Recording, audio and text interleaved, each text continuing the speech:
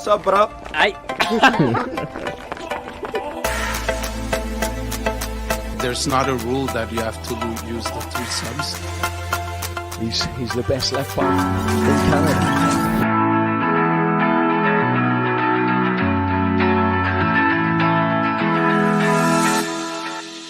Today's gonna be the day that they're gonna throw it back to you. By now you should have somehow realized what you gotta do. I don't believe that anybody feels the way I do about you now. Backbeat, the word is on the street that the fire in your heart is out. I'm sure you've heard it all before, but you never really had a doubt. I don't believe that anybody feels the way I do about you now. And all the roads we have to walk are winding, and all the lights that lead us there are blinding. There are many things that I would like to say to you, but I don't know how. Because maybe you're gonna be the one that saves me.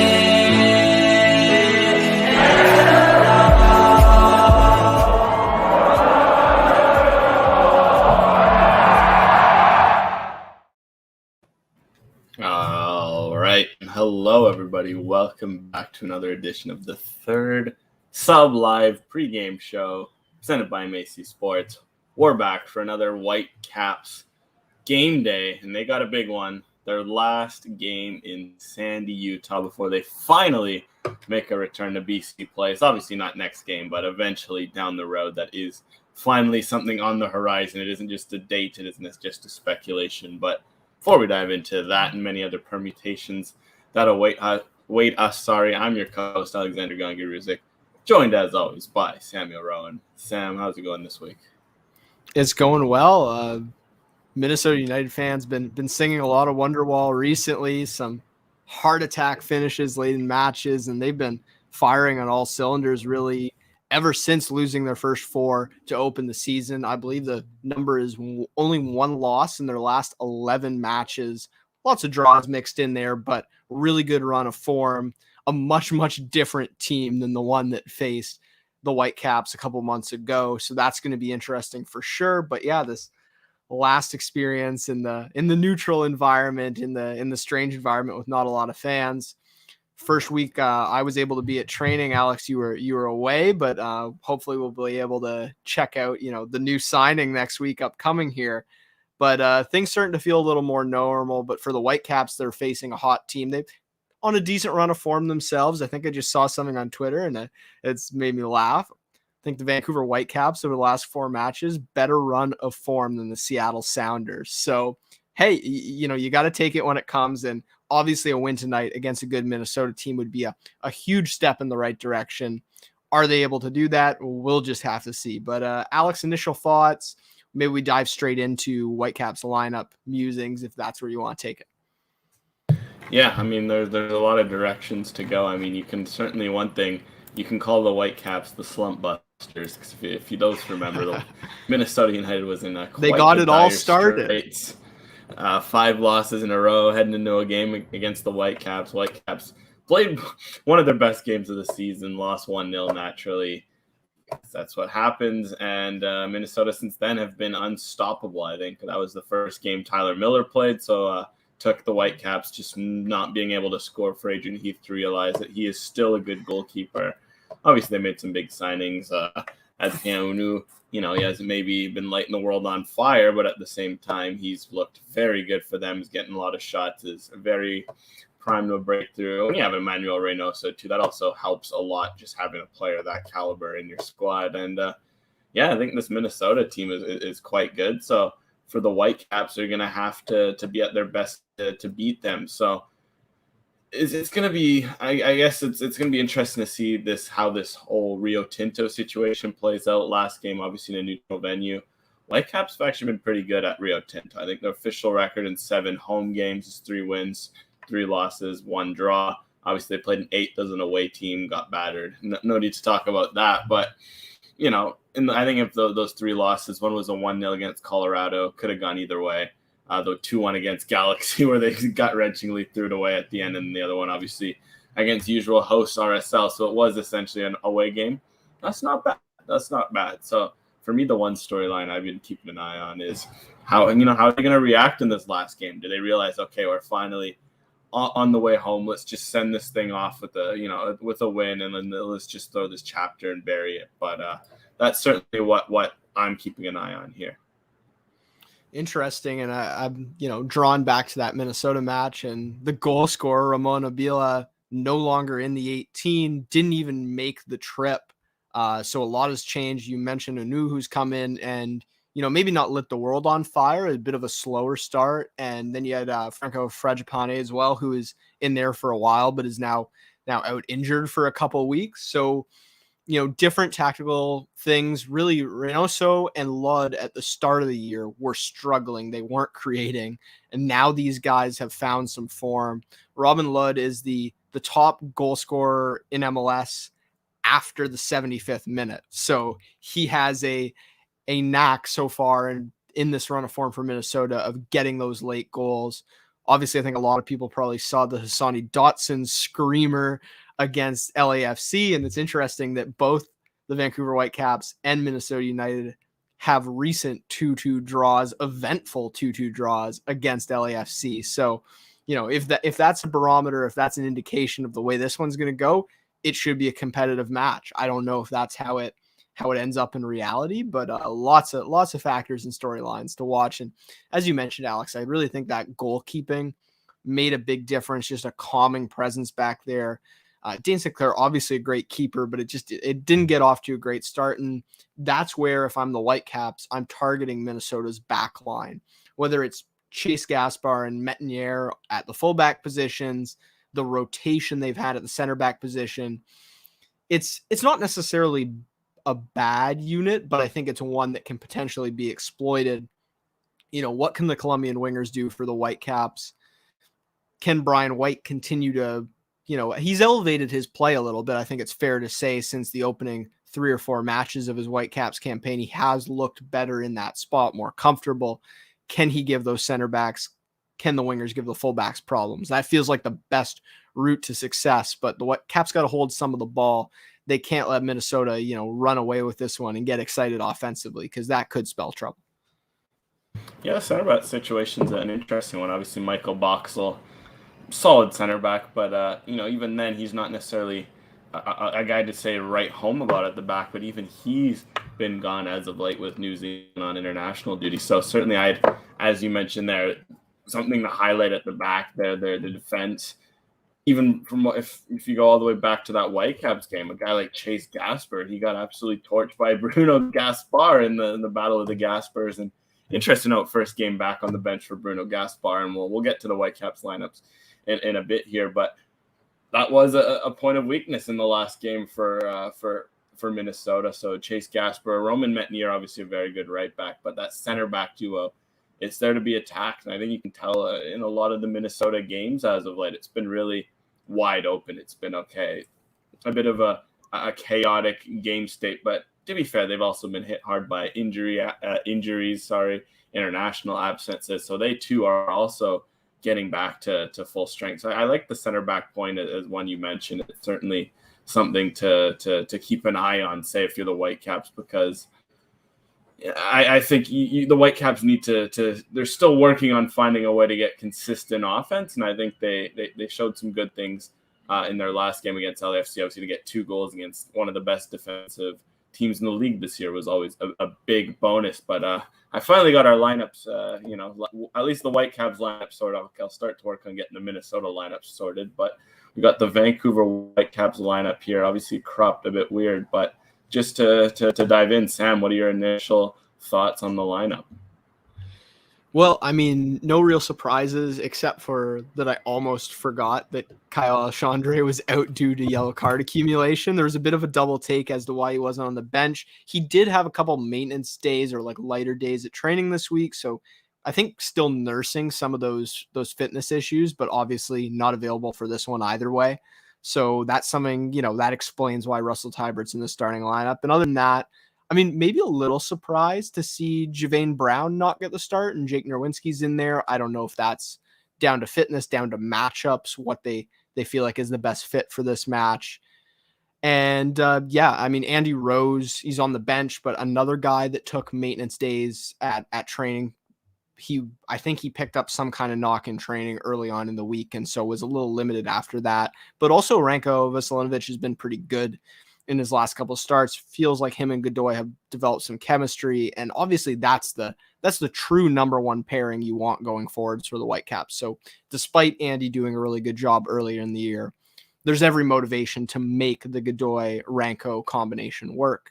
Hasal in goal, who maybe we can talk about. I think they're Caleb Wilkins, shout out to him as always, doing good stuff. Wrote a really good piece comparing Max and Thomas, and I think there's a lot of merit, couple bad or kind of, standout moments early in matches for Thomas, but he persevered through it and overall has been doing a really good job for the Whitecaps. So Leo Owusu on the bench again, daily shout out in that regard. Pat Metcalf, same thing, but it's obvious that this is the group that Mark DeSantis is going forward with. And, we're going to see Ryan God integrated in there. Is he at that Tybert spot? Do they change shape? We'll just have to see, but this is the squad they're running with. This is the shape they're running with until something else comes up. I mean, it's pretty straightforward starting in goal. Thomas Hasal, Maxime Crepeau. I'm sure we'll have plenty to delve into there. Certainly because I have my counter arguments to some of the Thomas Hasal and Maxime Crepeau chatter, so to speak. But obviously Crepeau coming off a heavy workload, no reason to force him in the lineup when Hasal has been doing well. So I'm no surprises there. Center back pairing, as you mentioned, probably about as close to the best center back pairing the Whitecaps have in their roster at the moment. So there's no surprises there. I think Christian Gutierrez, obviously the left back, good to see him in. Jake Nowinski versus Javane Brown. I'd like to see Javane Brown, but Jake Nowinski does need to play. He played really good last time he played, and Javane Brown is a rookie in MLS, so no contestation there. Front three, as expected, Caicedo, Dahomey, White. Again, would like to see a Bear start, but I feel like that's one we're going to be thrown into the wind every week until it happens. Heck, even when Lucas Cavallini is back. But for me, it's the midfield unit. Obviously, no Kyle Alexandre. No Lucas Cavallini as well, who's suspended, but no Kyle Alexandre. Means you got to bring back Russell Tybert again. With Baldissimo Bikel, it's such a good midfield, and then you got Russell Tybert in there. I mean, Sam, you finally were able to see it live. Was Russell Tybert really better than Leonard Owusu in training this week? Or was this, do you think this is just more Mark DeSantis going a bit with the comfort of what he knows, a bit of, I guess, supposed perceived stability in the middle of the park? Well, yeah, it's a good question. Let's pull the graphic down here so we can chat face to face again, if that's all right. My experience in training, it wasn't Leo Owusu that stood out. You know who it was that stood out and had a day? I mean, I was only there 2 out of the 4 days, but I was definitely on Tuesday, or no, that was Wednesday. That was kind of the heaviest session. I think those midweek sessions usually, right? Pat Metcalf. I heard that Pat Metcalf was bossing it. Phenomenal. I had the chance to chat with him after that training session as well. Talked a little bit about his experience at the under-23s, the confidence that gave him. And yeah, Pat Metcalf was the standout from the session to me. Leo Owusu, I mean, he still pings those cross-field balls, and you always notice that because they're right on the foot, they're right where they need to be. And Russell Tybert, he is a guy that stands out at training. The effort level, the work rate is high constantly. But I thought Pat was terrific. And but this is to answer your question. We've gotten a little bit off of that. This is a familiarity thing, right? This is a system that's worked. Mark clearly feels like they've had success in this setup with these players. They don't want to stray away from that. So we can have the discussion about training versus match performance. But yeah, if it was all based on training, I think Pat Metcalf would have earned a start. And based on our conversation, he's comfortable in that number 8 spot, and especially with Baldy at the 6. I think there's room for him in a midfield 3 tactically.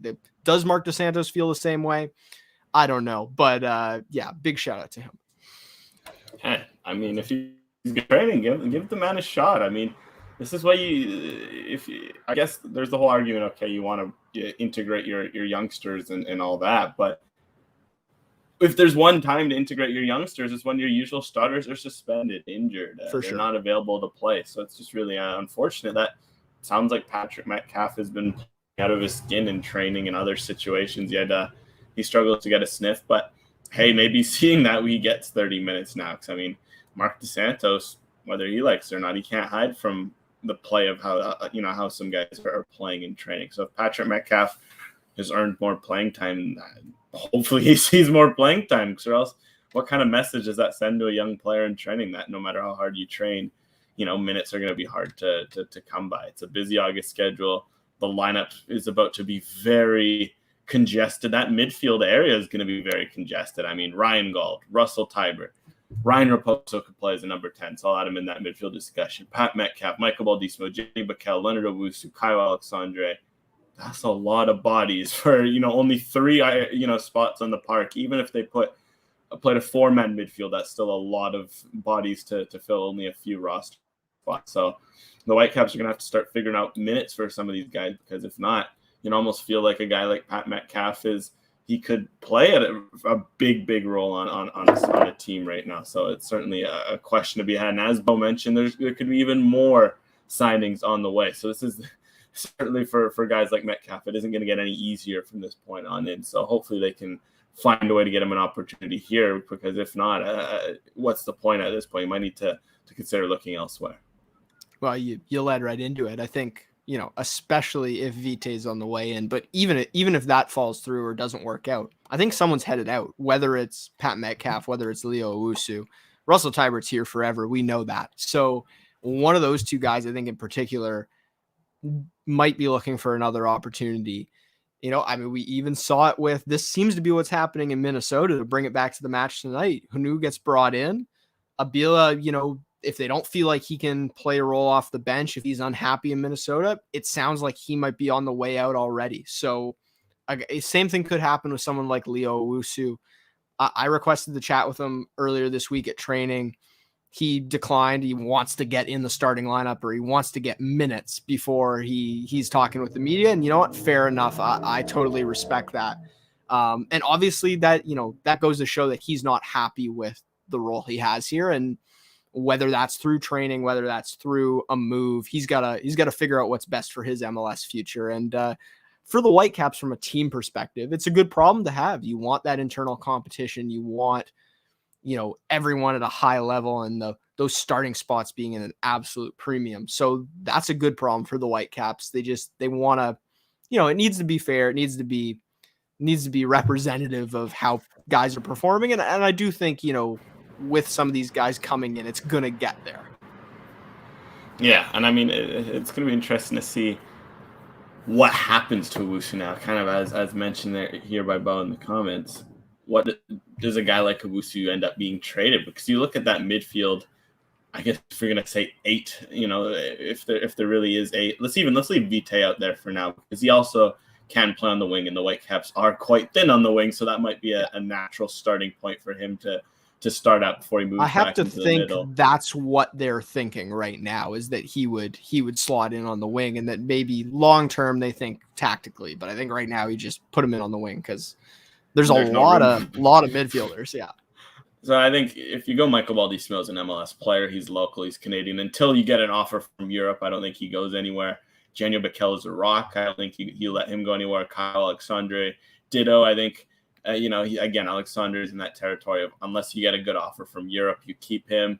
Ryan Gauld, he's the centerpiece right now. You don't sell him unless you get a ridiculous offer and you can replace him. But then after that, it's what do you do with some of these guys? A guy like Metcalf, I personally think he can make a huge impact in a 30-minute role every game, start him in spot duty, work up from there.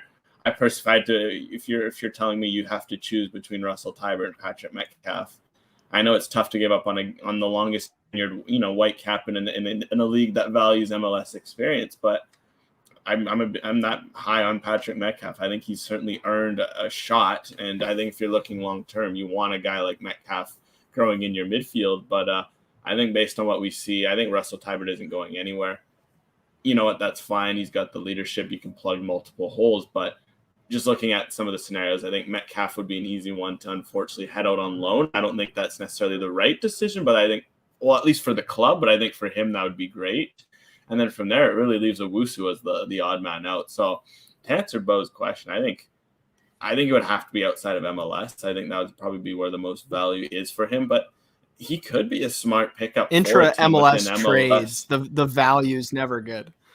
Yeah, I just think it's never good, the value, but I think there's teams in MLS that could use him. You need a number 8, 500K to $1 million, depending on how highly you rate him, however a deal like that goes down.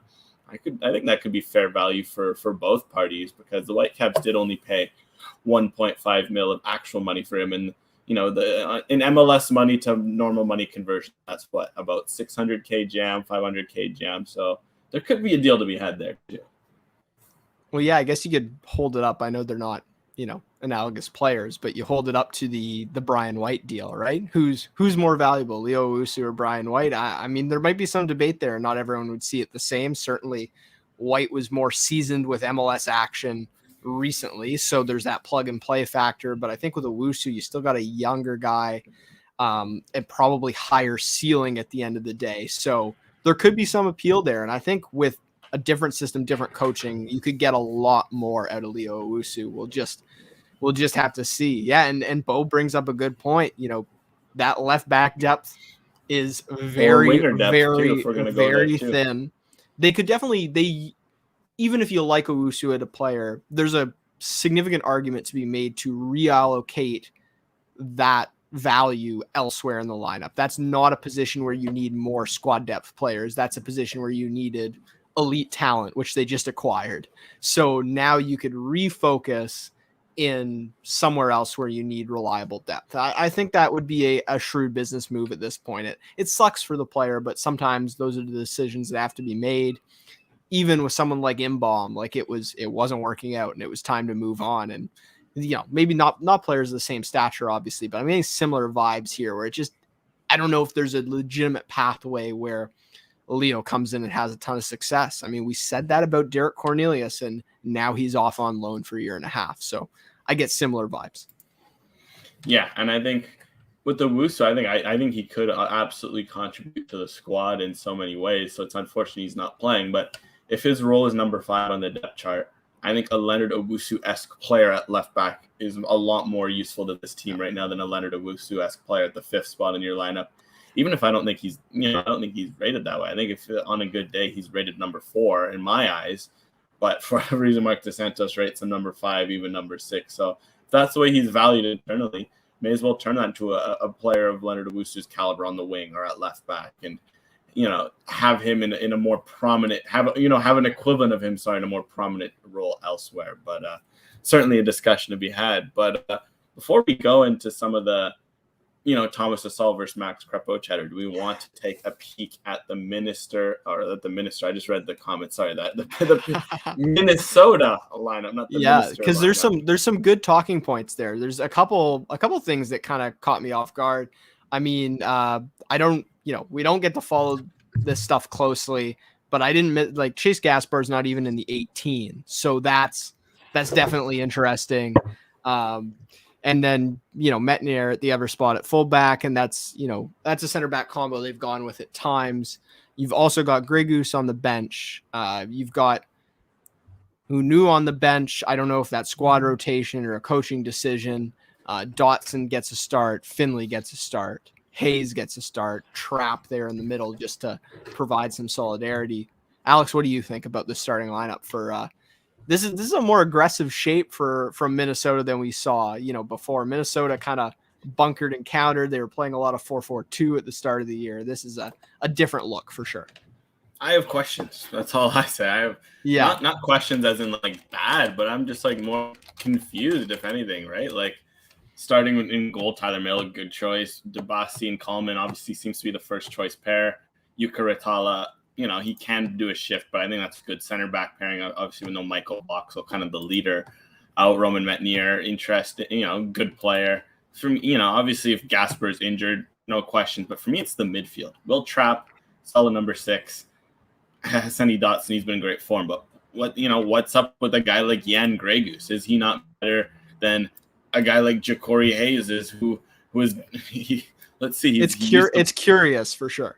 a 26-year-old MLS journeyman who, just looking at his profile here, played in USL in 2019, barely played, former FC Dallas. I think he was a former super draft pick in 2017. What a guy like what's up with Jan Gregus? Is it an injury? He's been one of the best center mids in MLS every time I watch him, and he's completely relegated to the bench the last few games. This isn't just a rotation game because they did play on Wednesday. No, he was benched in favor of Hayes then as well. So questions to be asked there. But then again, Reynoso, Lod, those are two fantastic players, great guys to have up top. Unu back on the bench. I think he missed out altogether, so it sounds like he's injured. I bet he makes a late cameo. And Ethan Finley, always a solid MLS veteran. So there's, you look at their lineup and there's just such good players, but you really have to wonder what's up with a guy like Grey Goose. For me, he's the biggest absence to this lineup, and it's a bit curious they're choosing to go with Hayes instead of their star Slovakian midfielder right now. Well, and of the last 7 matches, this will only be Hayes' second start, and the last 2 matches being those matches. So they've obviously something recently has happened where they've decided to go in a different direction. And shout out to the Reddit people out there just scrolling the Minnesota United Reddit before this show. I think there's definitely some people questioning some of the Heath coaching decisions. I think kind of like a Mark DeSantos to a certain extent. Players get in and out of favor with the coach, and sometimes there's the sense that can dictate, who's going to be the right fit, even if tactically, as Bo's pointing out in the comments here, it's a pretty defensive setup. Those are all guys that, are more known for their defending attributes than their progression. And Grigoose, has that box to box and has some really good underlying numbers, those progressive passes, those progressive carries, all that stuff we like to talk about incessantly. So, we're not there at training, to quote Mark DeSantos, so hard to tell exactly what's going on in Minnesota United. But hey, they've been getting wins. They've been finding different ways to get guys involved, and it's been working over the last big span of matches. So I'm willing to give this the benefit of the doubt until we see something, not work out. Is that a respect factor, do you think, for the dynamic Colombians, or a respect factor for someone like Michael Baldissimo's ability to ping passes around? What do you think? Like, does that mean anything specific about this Whitecaps matchup that they're starting that midfield? I mean, Heath is always a curious coach to figure out. His lineups often sort of befuddle. Heath he's a guy. He's definitely a flavor of the month, kind of coach. He's kind of a guy that when he's good you like, but when you're not. I mean, he's one of those guys, his decisions just have never made sense to me. He'll have favorites, he'll ride with this, he'll ride with that. I mean, and then some of his decisions turn out great. I mean, I think of him pulling Dane St. Clair out of nowhere last year. Everyone's like, okay, is he out of his mind? Ends up being a stroke of genius, and then he rides Dane St. Clair a bit longer than he could have. And then he's managed his goalkeeper situation fantastically. But then you look at just other areas in his roster, his center backs, his midfielders, just some of the roster decisions he's made. I think he's definitely one of the coaches that, unless he's winning, he struggles to gain, the not this necessarily the respect. That's the wrong word. I'd say more the appreciation of the supporters of those who watch him, because he goes outside the box sometimes. And it's one of those things where it's like, if you win, all is forgotten. But then you're starting to lose. It's frustrating, and you're kind of like, are you really setting yourself up in the best position to win? And that's kind of what the vibe I get from a guy like Adrian Heath. He does certainly love his experimentation a bit. All right, well, we talked about Minnesota. I want to circle back, because it sounds like, I don't know if I necessarily have as strong as an opinion as either you or Caleb on this, but Max Crepeau played obviously phenomenally well for the Canadian men's national team, and Thomas Hasal has been playing well for the Whitecaps. Max Crepeau was playing well for the Whitecaps prior to going out in international duty. Where do you stand in terms of the debate? Now Max Crepeau is going to come back into the fold. What kind of split do you want to see the rest of the year? What kind of split do you think the Whitecaps should evoke the rest of the year? And then what's the future of the goalkeeping position for the Whitecaps? Because some would say there's no debate. Some would say there's legitimate debate. There's every possible area in between. I think it's easy. I think it's super easy. I don't think, yes, you can obviously have some of the numbers from this year, and Max Crepeau hasn't maybe been at his best. Obviously, the Whitecaps defense themselves have had their fair share of rough patches, and I think it's only credit to him in 2019 because, yes, his numbers have dropped off of compared to 2019 where he was also excellent. But, at a certain point, he played behind a tired Fire defense in 2019. He played behind, for a few weeks there, the Whitecaps were a tired Fire defense in 2021. Obviously, they've stabilized, and I'm curious to see how Crepeau will look behind this kind of new look stabilized defense because it looked good at the first 4 weeks of the year when the Whitecaps were defending well. So, it's hard to pinpoint the numbers on a goalkeeper that's struggling because for as good as Hasal has been, it's really funny how it's all worked out. Because the Whitecaps, they started with the back four at the start of the year. First 4 games, they defended well. They only allowed 2 goals in 4 games or 3 goals in 4 games, something really good like that. They switched it up. They had those nightmare 6 games. Crepeau left to go to international duty. They finally returned to the back four they started using at the beginning with Hasal in goal, and they've looked good again. So for me, what I'm trying to say is now if you look at Max Crepeau for Canada this month, you cannot look at what he just did and say, oh, yeah, he needs to be a rotation piece for the Whitecaps. If he is going to go to the Gold Cup with Canada and essentially, yes, there's the talk about how good Buchanan, Lai, Laren, obviously, when he was there, Stacchio, et cetera. They were all great. Kamal Miller, they were all great. No question. But Maxime Crepeau, low key, he dragged them along in a few games they had no business winning. Against Haiti, he was phenomenal. Against Costa Rica, he had his good moments, keeping a clean sheet against the top CONCACAF nation. Against Mexico, he was lights out. You can't look at performance like that and not say this guy is your MLS starter. If anything, he's an arguable Canada starter at this point. I think I accept he should be splitting games with Milan Borjan going forward. So seeing that, if you have Maxime Crepeau on your roster, you have to play him at this point. And that's not a slight on Hasal. I like Thomas Hasal a lot. I want him to play. So for me, I think you get the most out of Crepeau this end of year. If the Whitecaps make a push, they look good. I think you can score a European move for him in the offseason. You move Crepeau on, you make a profit, you build fresh with Hasal starting next year. But at this point, I just don't think you can't move on from Crepeau now, but you also have to consider how good Hasal has been. So for me, I think my perfect situation is you keep Crepeau, you're riding for the rest of the year. He misses some games in September with Canada going to in the Octo because they had to reschedule their games. So I think he's going to miss 1 or 2 games. Who knows? You might pick up an injury, knock on wood. Those things happen. You have Hasal around in case of emergency, and then next year you start fresh with Hasal as your starter. But I don't know. That's kind of what I think of the whole situation.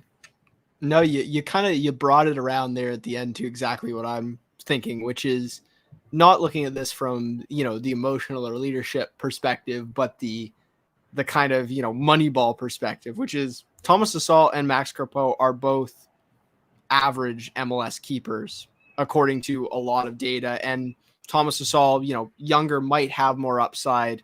That's certainly up for debate. But I think if you're looking at, just allocation of resources, if there are offers for Max abroad, that's something you consider in the offseason. I think you go forward with a new addition, kind of a 1A, 1B situation with Hasal or Hasal as the starter.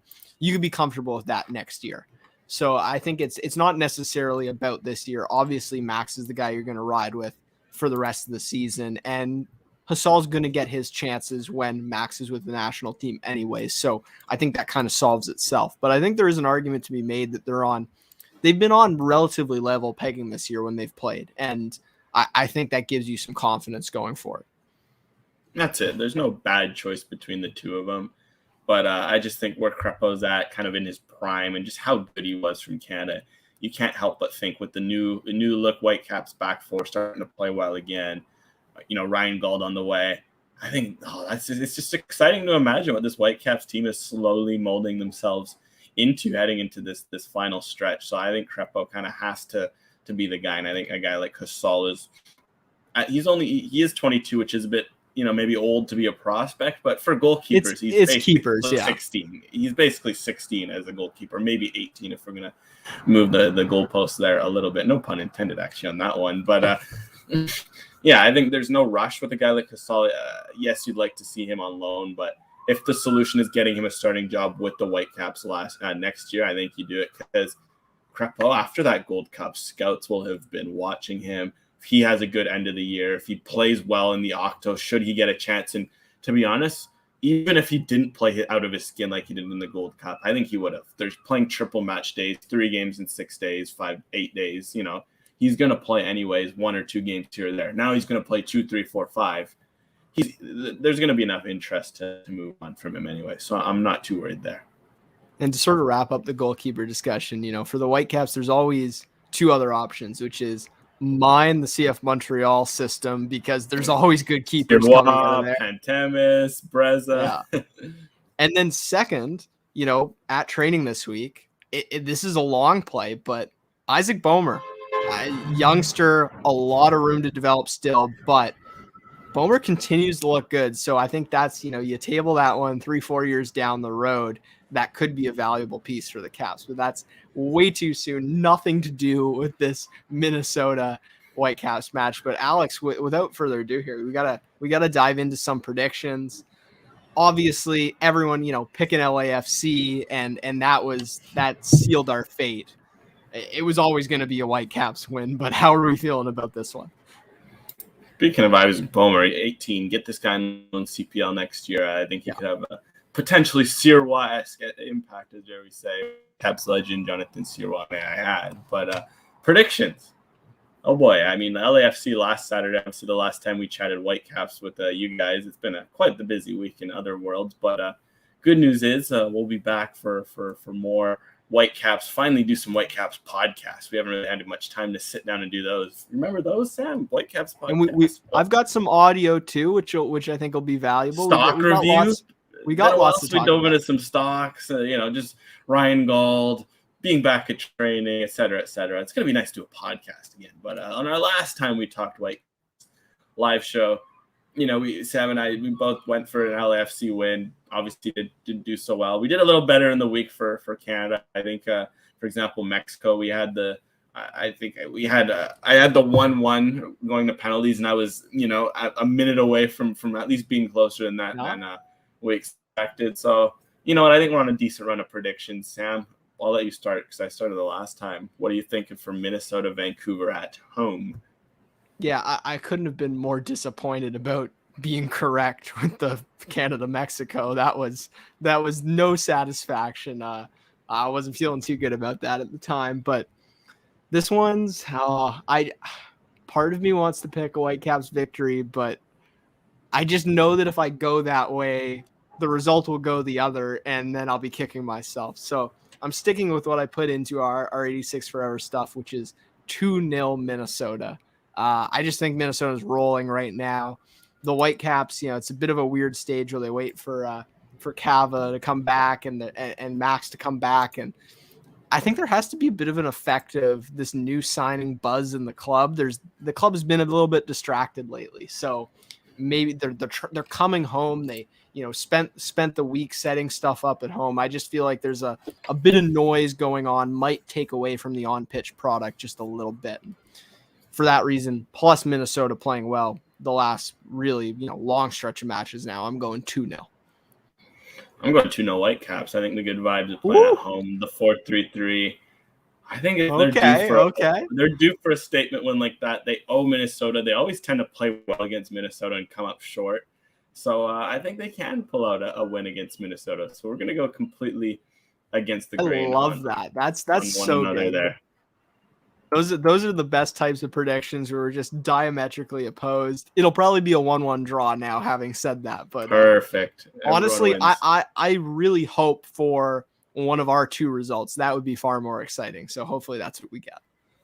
Perfect. And I mean, we're nearing the end here, so we will wrap up. But lastly, as Aaron mentioned there, I did actually go to the Pacific FC game yesterday, so I will have more thoughts on that tomorrow. Obviously, it's been quite a whirlwind 24 hours for myself. I would say I extended to 48 hours since that game and the whole lead up to that game. BC Ferries. Shout out to BC Ferries. Shout out to shout out to Pfizer. Shout out to all this, sorts of crazy stuff that has gone on. So I have more written stuff on that tomorrow. I've already started writing that.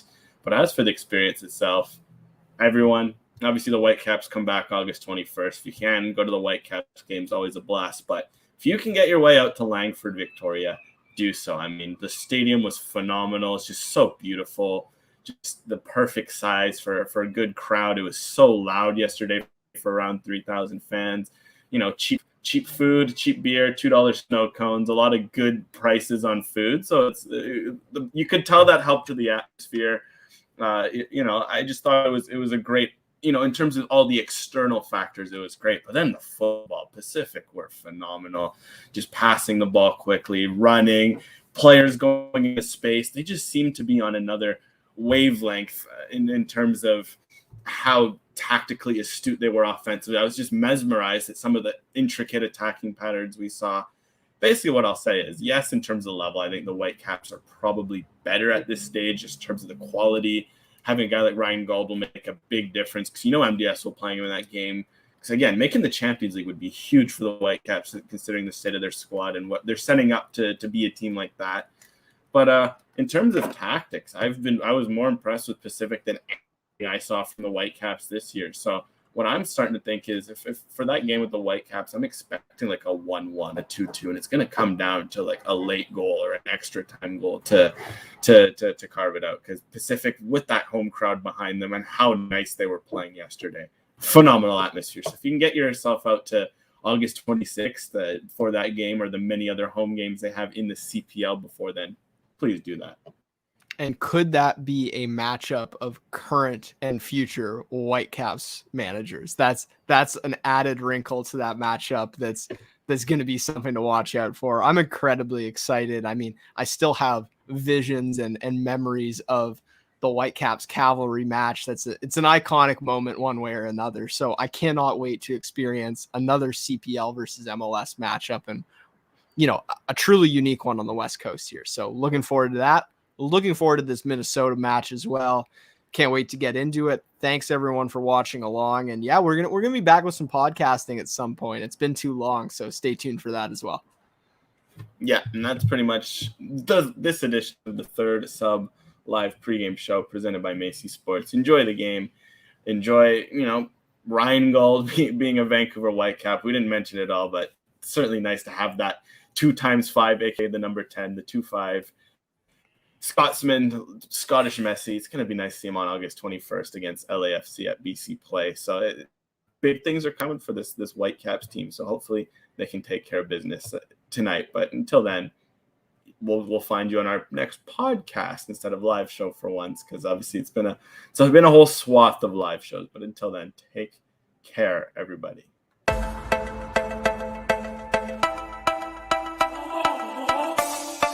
What's up, bro? Aye. There's not a rule that you have to use the 3 subs. He's the best left back in Canada.